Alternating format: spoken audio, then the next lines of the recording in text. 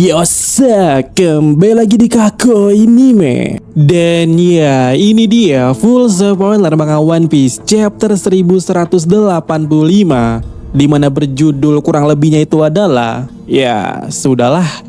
Dimana chapter kali ini juga ternyata ditemani dengan cover request Boa Hancock sedang banyak masak daging untuk Luffy sepertinya.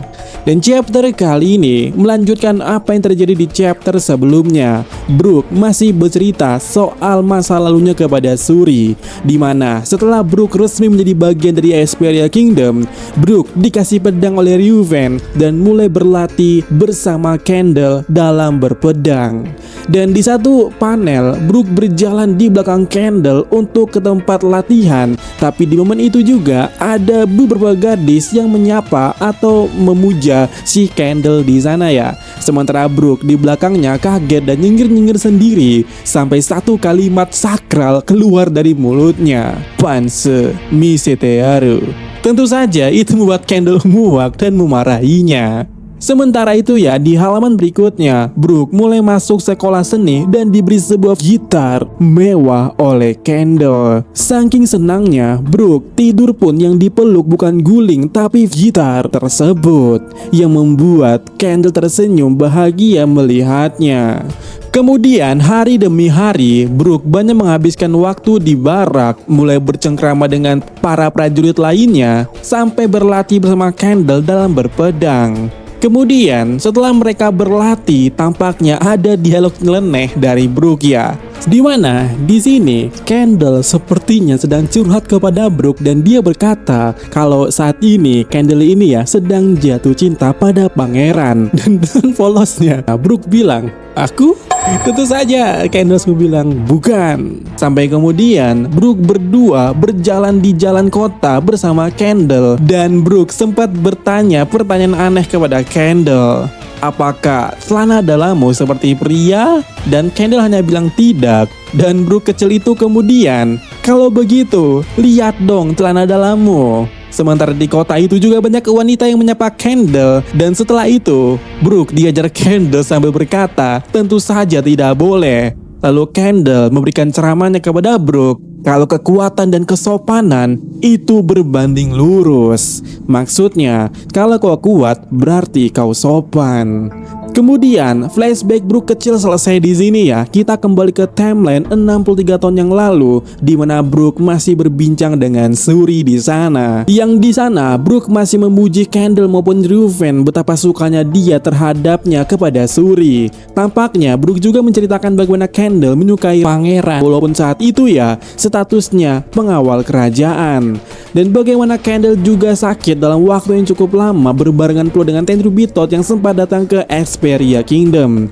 Sampai di mana Brook tampaknya menceritakan bagaimana Candle dan Ryuven menikah. Yang mana Brook berkata di sana, "Ayahmu yang dicintai sebagai pangeran yang kaku dan kasar naik tahta menjadi raja atau dinobatkan sebagai raja." Dan pada saat bersamaan dengan itu, dia menikah dengan Candle. Lalu selang berapa lama, lahirlah kau, Shuri. Jadi, di spoiler kemarin ya, rupanya timelinenya emang sejalan ya. Emang spoiler kemarin tuh agak ambigu ya. Tapi kali ini fix ya, kalau Shuri emang anak dari mereka berdua setelah menikah. Lalu, cerita Brook itu ditutup dengan Brook yang berkata, pembicaraannya jadi malah kemana-mana. Tapi karena itulah aku sangat menyukai kedua orang tuamu itu.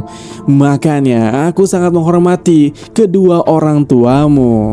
Kemudian ya, di halaman berikutnya kita melihat bagaimana Brook dan Shuri banyak menghabiskan waktu bersama. Shuri yang merajuk dikasih permen sama Brook, berlatih pedang dan juga bermain bersama-sama, yang membuat Ryuven tampak iri dan dengki dengan Brook karena anaknya lebih banyak menghabiskan waktu bersama Brook ketimbang dirinya. Sementara Candle hanya tersenyum saja di sana. Lalu ya, di halaman berikutnya kita juga masih melihat kegiatan-kegiatan lainnya dari Brook dan Shuri ini. Seperti saat jari Shuri terluka, Brook dengan sigap mengambil alat medis. Saat Shuri kehujanan, Brook datang membawa payung.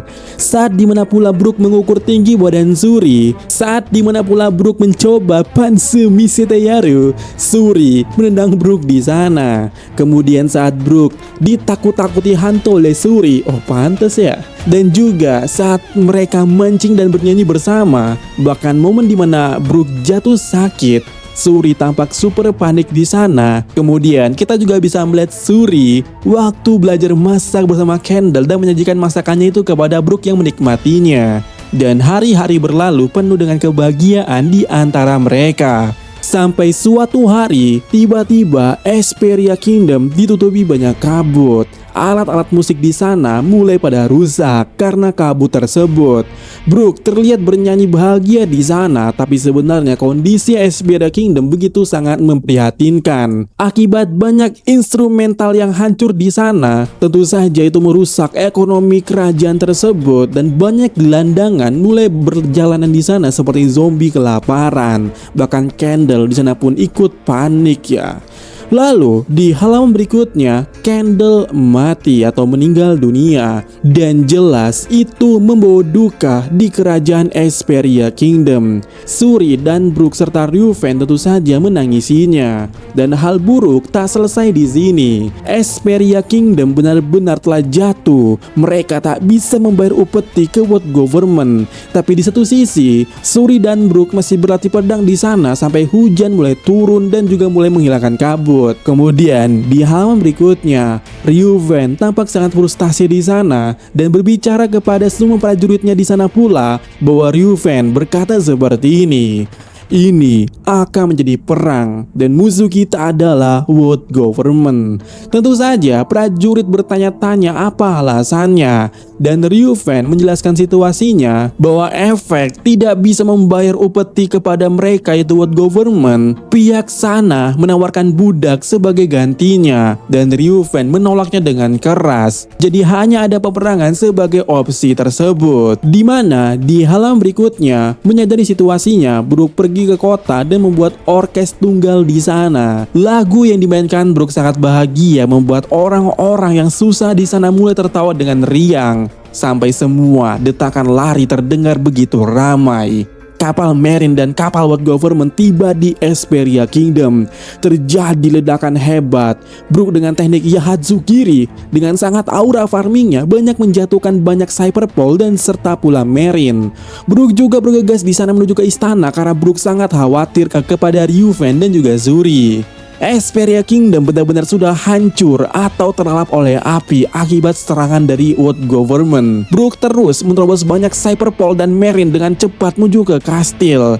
Saat Brook menaiki anak tangga demi tangga, Brook sampai dan ekspresinya kaget bukan main. Yang mana ya, di halaman gandeng sangat epik, halaman terakhir kita lihat Gunko atau Shuri menusuk Reuven di sana. Keduanya yaitu Reuven dan Shuri sama-sama tumbuh sayap dan tanduk di tubuhnya. Artinya mereka terkena domi reversi. Tapi yang menarik di sana juga ada seorang pria besar yang duduk di sana serta Gorosei Mars yang datang ke tempat itu.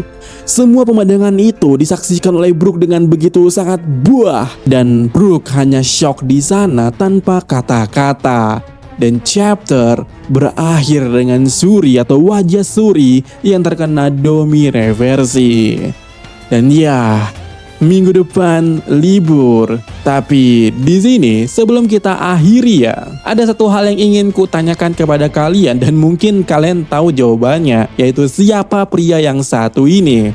Kalau dilihat daripada ciri bajunya, ini seperti Summer alias baju daripada God of Night atau Holy Night. Pertanyaan berikutnya adalah, orang ini lagi merokok atau seorang perokok? Dan pertanyaanku cuma satu, apakah dia yang membuat Hesperia Kingdom penuh dengan kabut atau asap? Jika ya, ini menarik. Kemudian, hal yang mungkin kalian pertanyakan, kenapa Mars sampai tiba di sini? Itu sesuatu hal yang mungkin kalian pertanyakan, tapi harusnya jawabannya simple. Karena Mars adalah Gorosei yang bertanggung jawab atas lingkungan atau environment. Yang mana harusnya emang ini adalah tanggung jawab daripada Mars jika ada suatu kerajaan afiliasi yang mogok ataupun bermasalah. Ya singkatnya, emang ini kewajiban daripada Mars. Contoh kasarnya, itu itulah Sartun yang ke Egghead. Karena Sartun bertanggung jawab di bidang sains, maka Sartunlah yang bertanggung jawab waktu pergi ke Egghead.